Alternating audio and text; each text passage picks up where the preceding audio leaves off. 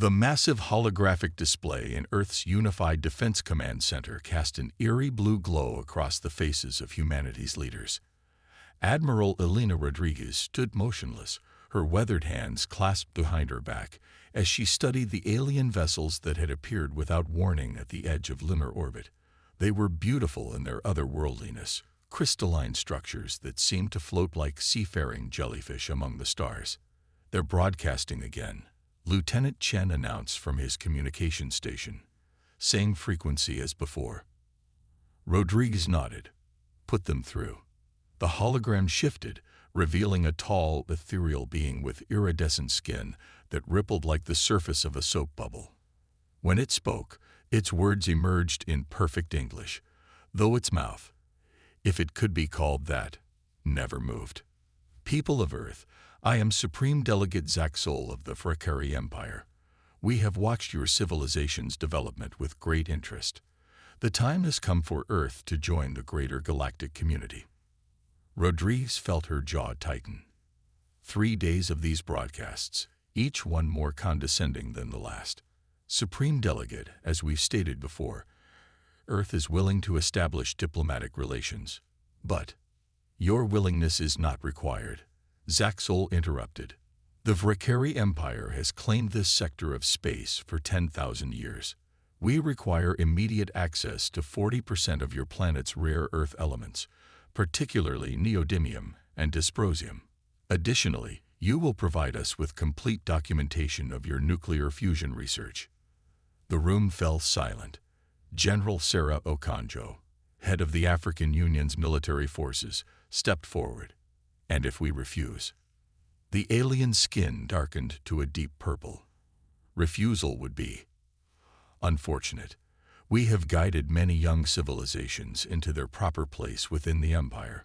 Some required more guidance than others." Rodriguez exchanged glances with Dr. James Chen, Earth's leading quantum physicist. His slight nod confirmed what she already suspected. The aliens hadn't detected their most advanced technologies. "We'll need time to consider your demands," Rodriguez said carefully. "Our global governance structure requires consensus from multiple nations." "You have 72 hours, Zaxol stated. "We will accept no less than 30% of the requested resources as an initial showing of good faith." The transmission ended abruptly. Once the hologram faded, Rodriguez turned to the assembled leaders. "Dr. Chen, what are we dealing with?" The physicist brought up detailed scans of the alien vessels. "Their technology is impressive, but conventional. They're using antimatter drives, gravitational field generators, nothing we haven't theorized. Most importantly, they're not detecting our quantum shield grid or the phase fleet." General Okonjo leaned forward. "How many ships do they really have out there?" "Those 3 can't be their entire force. Thermal and gravitational scanning suggests at least 15 vessels hiding behind lunar orbit," Intelligence Director Yuki Tanaka reported. "But here's what's interesting. We've intercepted their communications. They're not expecting any resistance. They classify Earth as a Type 2 acquisition, a developing world with valuable resources and minimal defensive capabilities." Rodriguez allowed herself a small smile. "Then we maintain that illusion. Dr. Chen, how long until the quantum shield grid reaches full coverage?" 4 days at current deployment rates. We can have 60% coverage within their deadline. And the phase fleet? 20 ships operational, another 15 completing final tests. They can't detect them. Our quantum state technology operates on principles their sensors aren't designed to observe. Rodriguez straightened her uniform and faced the assembled leaders. "Then we have our strategy. We'll appear to negotiate in good faith while completing our defensive preparations. If they're true to form, they'll escalate their demands once they think they have us cornered. That's when we'll show them exactly how much they've underestimated humanity." As the meeting adjourned, Rodriguez stayed behind, watching the alien ships through the holographic display. They hung in space like predators, confident in their superiority, unaware that their prey had teeth of its own. Humanity had spent decades preparing for this moment, developing technologies that operated outside conventional physics, building defenses that couldn't be detected by traditional means. The Vrakari Empire was about to learn a harsh lesson about the dangers of underestimating humanity. They weren't the first species to reach for the stars. They were just the first to make themselves known. And in 72 hours, they would discover that humanity's apparent weakness was its greatest deception. "Admiral," Dr. Chen called from the doorway. "The Phase Fleet is requesting final deployment orders." Rodriguez nodded, her eyes still fixed on the alien ships. "Tell them to maintain quantum state and continue monitoring. Let's see just how much our visitors are willing to reveal about themselves before we show our hand." The game was set. Now it was time to see who had truly mastered the art of deception, an empire that ruled through intimidation, or a humanity that had learned to hide in plain sight. Captain Maya Patel stood on the bridge of the EDS Phantom, Earth's most advanced warship, completely invisible to the Vrakari vessels, less than 10 kilometers away. The ship existed in a quantum state that made detection impossible through conventional means, a technology that had taken Earth's scientists decades to perfect. The Phantom's bridge was silent except for the soft hum of quantum processors and the occasional whispered status report. Through the ship's advanced imaging systems, Patel watched as another Vrakari vessel emerged from behind the moon, bringing their visible fleet to fore. "They're getting bolder," Lieutenant Sarah Wong commented from her tactical station. "That makes 23 ships we've detected in total." Patel nodded, studying the new arrival. "Record everything. Every energy signature, every communication burst, every course correction. I want to know their capabilities inside and out." The quantum comm system chimed softly. "Captain, priority message from Admiral Rodriguez." The Admiral's holographic form appeared on the bridge, her expression grave. "Captain Patel, what's your assessment of their combat capabilities?" "Their weapons are antimatter-based," Patel reported. "Powerful, but predictable. Their shields operate on conventional energy fields. Most importantly, they're arrogant. They're not even running active scans on half their approach vectors." "Because they don't expect resistance," Rodriguez said. "Dr. Chen's team has decoded more of their communications. The Vrakari have done this before, hundreds of times. They find developing civilizations, demand resources as tribute, then gradually increase their demands until the planet is effectively under their control." Patel's jaw tightened. "They're in for a surprise this time. That's why I'm calling. We're accelerating the timetable. How quickly can your fleet deploy to defensive positions?" "We're already in position, Admiral. Phase Fleet has 25 ships operational now, all in quantum state. We can strike from any vector without warning." Rodriguez's hologram nodded. "Good. The Vrakari ambassadors are arriving in 6 hours for preliminary negotiations. I want your ships ready for anything. If they detect our quantum shield grid deployment." "They won't," Patel assured her. "Their scanning technology is based entirely on conventional physics. They literally cannot detect quantum state technology. It would be like trying to measure temperature with a Geiger counter." On her tactical display, Patel watched as another Vrakari ship adjusted its orbit. Their movements were precise, professional. This was clearly a military force that was used to getting its way. But there was something else, something in their formation patterns. "Admiral," she said slowly, "I'm seeing signs of defensive positioning in their fleet movements. They're protecting specific vectors, even though they don't think we have space combat capabilities." "Explain." "They're behaving like they expect attack, but not from us. I think." Patil manipulated the tactical display, highlighting the protected areas. "I think they're worried about someone else. Someone out there has fought back before." Rodriguez was silent for a moment. "That matches with some intelligence we gathered. There are hints in their communications about resource competition and territorial claims. We may not be the only ones they're trying to intimidate. Should we attempt contact with these other species?" "Not yet. For now, we maintain our deception. Let them think their show of force is working." Rodriguez's hologram flickered. The quantum shield grid just reached 70% coverage. How are the new weapons systems performing? Patel brought up the combat readiness reports. Phase cannons are fully operational. One hit will completely bypass their conventional shields. The quantum torpedoes are ready as well. They'll phase through their hull and detonate inside their ships if necessary. Let's hope it doesn't come to that, Rodriguez said. But if they force our hand, we're ready, Admiral. Earth may look defenseless, but we can hit them from a dozen different vectors before they even know we exist. After the Admiral's hologram faded, Patel returned to studying the Fricuri fleet. On her main display, she could see their ambassadorial shuttle preparing to descend toward Earth. They were so confident, so certain of their technological superiority. They had no idea they were being watched by ships that could dance between quantum states, armed with weapons that ignored the laws of conventional physics. "Captain," Lieutenant Wong called out, "we're detecting unusual energy signatures from the Fricuri flagship. They might be preparing some kind of scanning sweep." "Let them scan," Patel replied with a small smile. "They'll see exactly what we want them to see, a primitive species barely capable of reaching their own moon." "That's the beauty of quantum state technology, Lieutenant. We're not hiding from their scans. We simply exist in a state their sensors cannot detect." The bridge crew worked in focused silence, recording every detail of the Fricuri ship's operations. Soon enough, these supposed conquerors would learn that humanity had not spent its time merely looking up at the stars.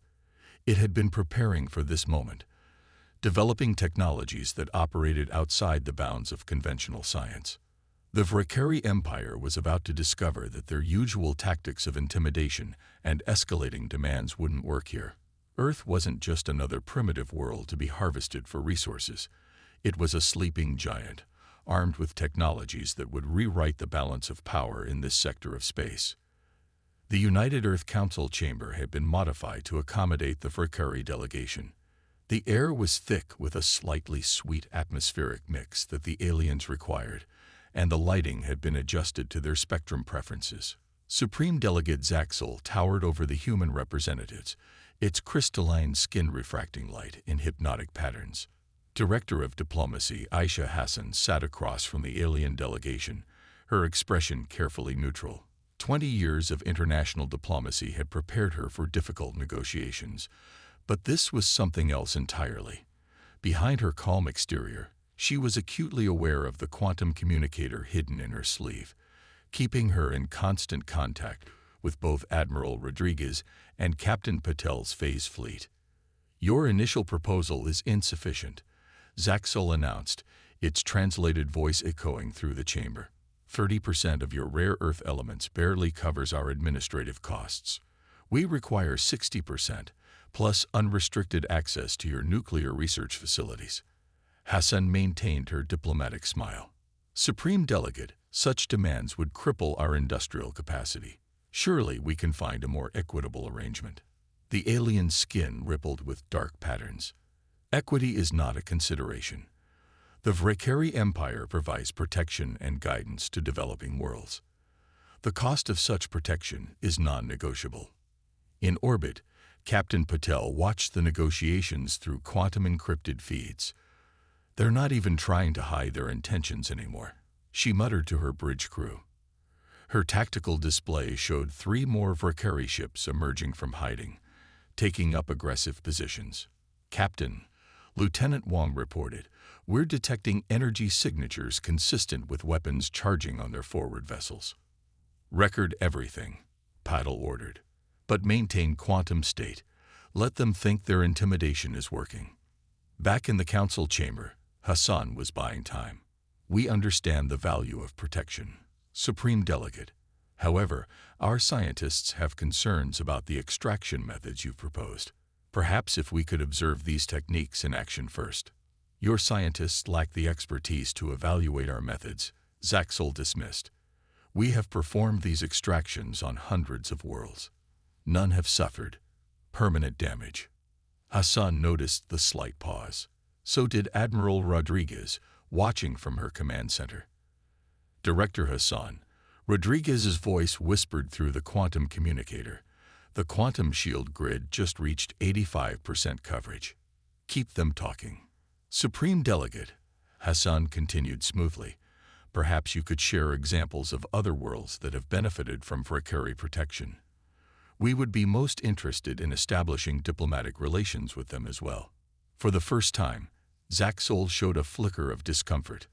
Direct communication between protected worlds is discouraged.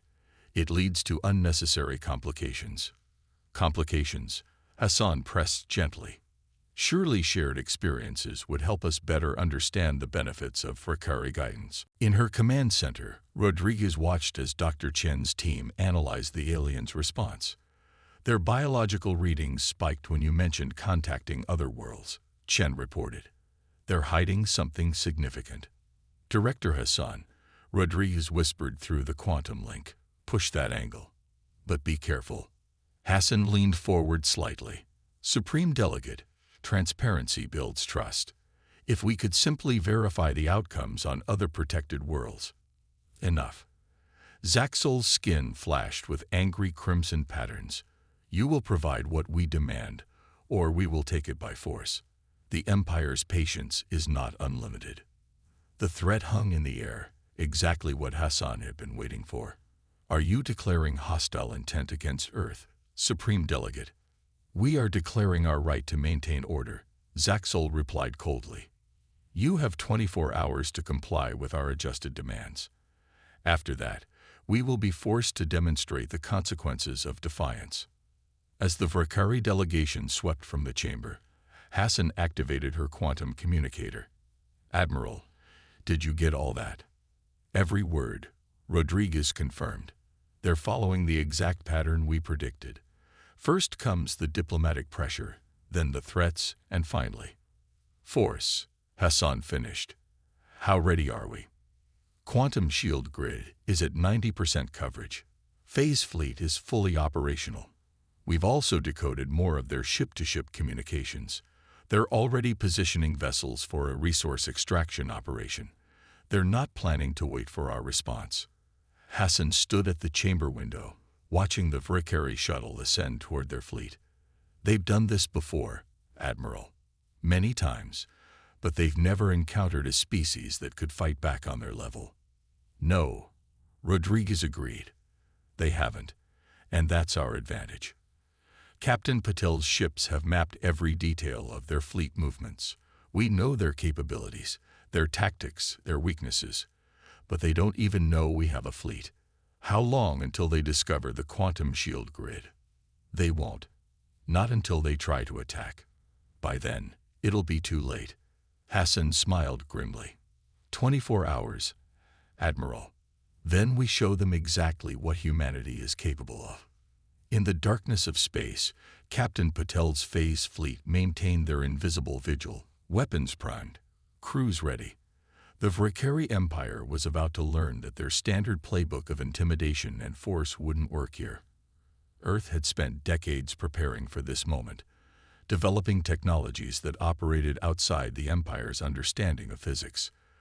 The coming confrontation would send shockwaves through the galaxy. But first, humanity would teach the Vrakari Empire a lesson about the dangers of underestimating a supposedly primitive species. The 24-hour deadline was approaching when Earth's quantum detection grid registered massive energy spikes from the Vrakari fleet. Admiral Rodriguez watched as dozens of hidden vessels emerged from behind the moon, their weapon systems fully charged. They're not even waiting for their own deadline, she noted grimly. Dr. Chen, analysis. The physicist studied his quantum readings. 47 ships total. Admiral, they're positioning for a full orbital bombardment. Their energy signatures suggest they're planning to target our major industrial centers first. And our defensive grid. 98% coverage. They still haven't detected it. Rodriguez opened a quantum channel to the phase fleet. Captain Patel.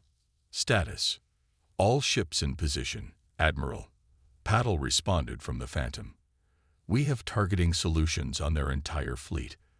They still think they're alone up here. The main display showed Supreme Delegate Zaxol's transmission request. Rodriguez straightened her uniform. Let's hear their final demands. The alien leader's image appeared, its crystalline skin now pulsing with aggressive red patterns. Your time has expired. We detected your attempts to evacuate your industrial centers. A futile gesture. Supreme Delegate, Rodriguez replied calmly, I suggest you reconsider your actions. War benefits neither of our species. War? Zaxol's translated laugh was cold. This is not war, Admiral. This is resource acquisition. Your species' defiance has become tiresome. We will take what we require, and you will learn your place in the galaxy. Like the others, Rodriguez asked, the worlds you've stripped bare, the civilizations you've enslaved. The alien skin patterns faltered for a moment. You know nothing. We know everything, Supreme Delegate. We've decoded your ship-to-ship communications. We know about the worlds you've destroyed, the species you've exploited. Did you really think we wouldn't prepare for something like this? Your primitive technology cannot possibly. Primitive. Rodriguez smiled. Perhaps it's time we educated you about humanity's true capabilities. Dr. Chen, initiate quantum reveal protocol. Across Earth's orbit, the quantum shield grid became visible for the first time. A shimmering iridescent barrier materialized around the planet, its energy patterns unlike anything in the Vrekari database. Zaxol's skin turned pale. What is this deception? No deception, Supreme Delegate, just technology that operates outside your understanding of physics. Captain Patel, reveal phase fleet. In perfect synchronization, 30 Earth warships shifted from their quantum state into normal space, surrounding the Vrekari fleet in a three-dimensional combat formation. Each vessel hummed with weapons that could bypass conventional shields and armor. Impossible, Zaxol whispered. Our scans showed no ships. Your scans can only detect what they're designed to detect, Rodriguez explained. Humanity has spent decades developing quantum state technology. We exist in spaces your sensors cannot see, using principles your science cannot yet grasp. On the Phantom's bridge, Captain Patel watched as the Vrekari ships scrambled to adjust their formation. They're charging weapons. Admiral. As expected, Rodriguez replied. Supreme Delegate, I suggest you order your fleet to stand down. What you're seeing is only a fraction of Earth's defensive capabilities. You dare threaten the Vrekari Empire. Zaxol's skin blazed with fury.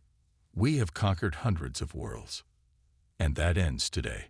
You haven't been dealing with a primitive species, Supreme Delegate.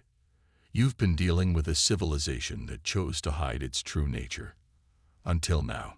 The Vrekari leader's response was cut short as one of their destroyers opened fire, its antimatter beam streaking toward Earth. The quantum shield absorbed the attack, the energy dissipating harmlessly into subspace. First and final warning, Rodriguez announced.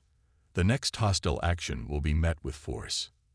Zaxol's image vanished from the screen. Moments later, the entire Vrekari fleet opened fire, their weapons blazing against Earth's defenses. They never learn, Rodriguez sighed.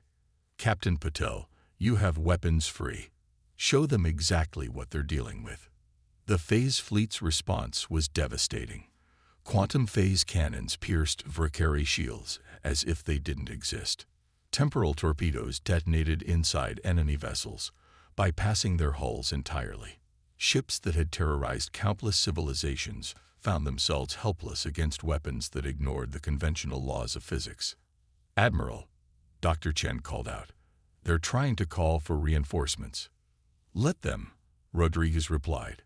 It's time the galaxy learned that humanity is not a species to be trifled with. The age of Vrekari exploitation is over. The battle lasted less than 30 minutes. When the quantum dust settled, the mighty Vrekari fleet hung powerless in Earth's orbit, their advanced systems neutralized by technology they couldn't comprehend. Supreme Delegate Zaxol's flagship floated among the disabled vessels, its crystalline surface dulled and lifeless. Status report, Admiral Rodriguez commanded. No casualties on our side, Captain Patel reported from the Phantom. Quantum shields held at full strength. 28 Valkyrie vessels disabled, 19 surrendered, and their long-range communications have been contained. Dr. Chen's voice came through the quantum comm. Admiral, we're detecting massive energy signatures at the edge of the solar system. More Valkyrie ships incoming. As expected, Rodriguez smiled. Exactly according to plan. Director Hassan, are you ready? Broadcasting on all frequencies, Hassan confirmed from the diplomatic center, including the encrypted channels we discovered in their communications. The quantum display lit up with Hassan's transmission, reaching not just the approaching Valkyrie reinforcements, but spreading across the sector to all spacefaring civilizations within range. To all species who have suffered under Valkyrie dominion, Hassan began, her voice clear and strong. This is Earth. For too long, the Valkyrie Empire has preyed upon developing worlds, stripped them of resources, and enslaved their populations. Today that ends. The display split to show footage from the battle. Earth's quantum technology devastating the supposedly superior Valkyrie fleet. We are not the primitive species they believed us to be. We chose to hide our true capabilities, waiting for the moment when we could expose their tyranny to the galaxy. In his damaged flagship, Zaxel watched helplessly as Earth revealed the full extent of its deception. Hassan's transmission continued, now showing decoded evidence of Valkyrie atrocities across hundreds of worlds. To the approaching Valkyrie reinforcements, Hassan continued, witness the fate of your invasion fleet. Your weapons cannot penetrate our quantum shields. Your sensors cannot detect our phase fleet. Your technology, impressive as it is, operates within boundaries that we transcended decades ago. Captain Patel's tactical display showed the reinforcement fleet slowing, their aggressive approach turning hesitant. They're receiving the transmission, Admiral. All ships showing signs of confusion and disorder. To all civilizations watching this broadcast, Hassan pressed on. Earth extends an open hand of friendship.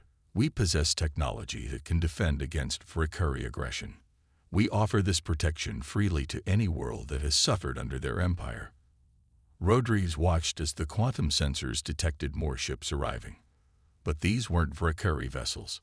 Other species, long suppressed by the Empire, were emerging from hiding. The Valkyrie Empire's reign of terror ends today, Hassan declared. To their leadership, we offer one chance.